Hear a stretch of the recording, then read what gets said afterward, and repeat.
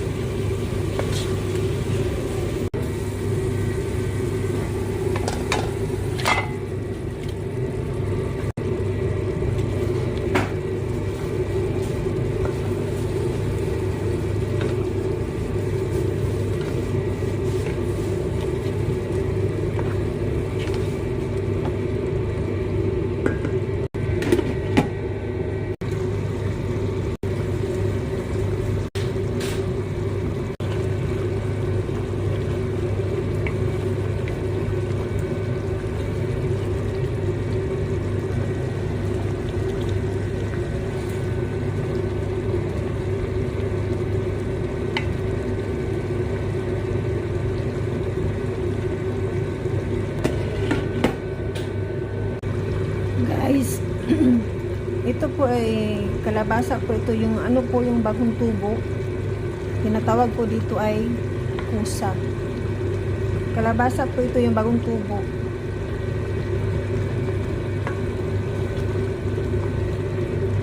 Yan ang mga gulay nila dito. Inuuna ko po ito kasi matagal po ito maluto. Itong carrot at patatas ay napabukalan ko na po. Ano na po siya, yung medyo ano na siya, malambot. Pero wag po nating lutuin ng maigi kasi sasalang pa natin doon mamaya. Saka ito po, napabukalan na po ito para madali na po siyang maluto. At syempre meron tayong kalabasa, dried lemon, at 3 bawang. Sasalin na natin.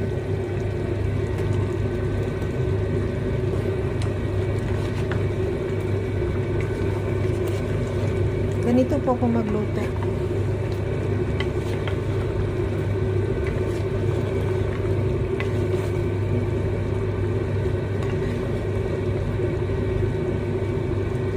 Tatlong bawang po ang nilagay ko.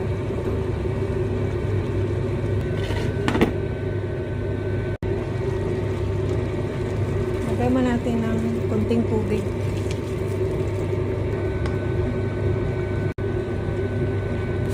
Konting asin.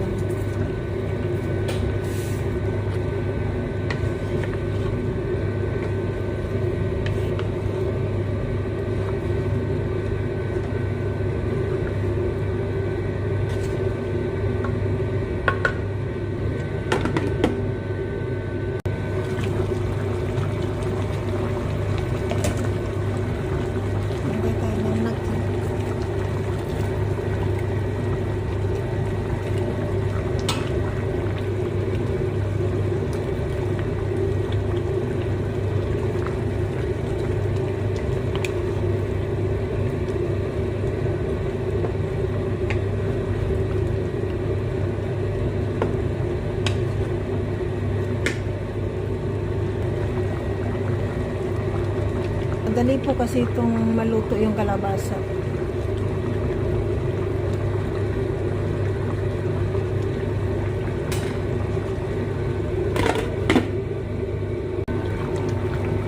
Maglagay tayo ng asukal. Ganito po ako magluto. Maglagay po ako ng asukal po. Buksan muna natin. Ilalagay natin mamaya yung tomato paste. 3 tomato paste. 135 grams. 3 tomato paste po ang ilalagay natin. Kulong-kulo na po. Ilagay na po natin yung tomato paste. Para po hindi siya maitim yung sabaw ng marag ninyo. Kasi kapag inuna po natin yung tomato paste, maitim po ang sabaw.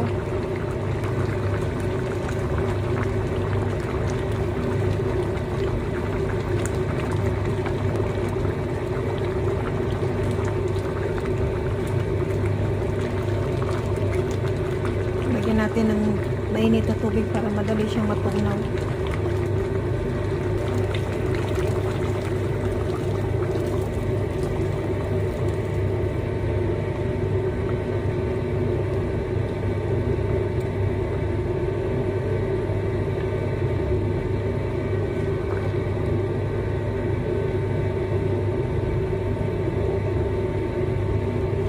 O, diba ganito lang ka-simple po. Para yung tomato paste ay mapula pa rin, hindi siya maitim.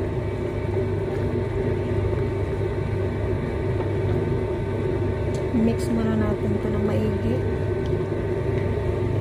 Mahirap po tayong humawak ng cellphone natin, wala po tayong GoPro. Tayong nagluluto, tayo pang nagbibideo. Ang hirap.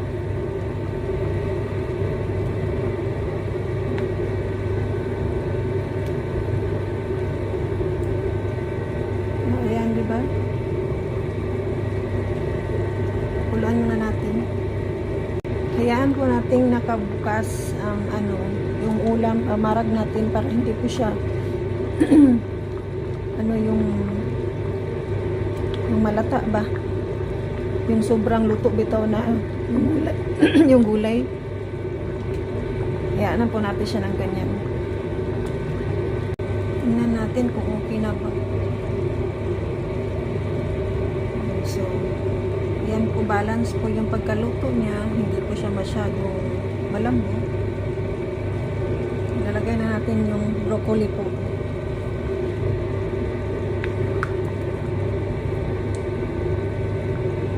Hindi malapot siya. Basta lagyan yun po ng naki, malapot po siya. Saka kalabasa. Tingnan nyo niya yung pusa. Yung pusa na gulay, hindi siya lutong-luto, diba? Yung ganito lang, maganda po siya. Yung ganito lang, hindi po siya malambot na malambot. Ganito po yung gusto ng amo ko na pagkaluto. Lagay na natin to. Luto na po ito.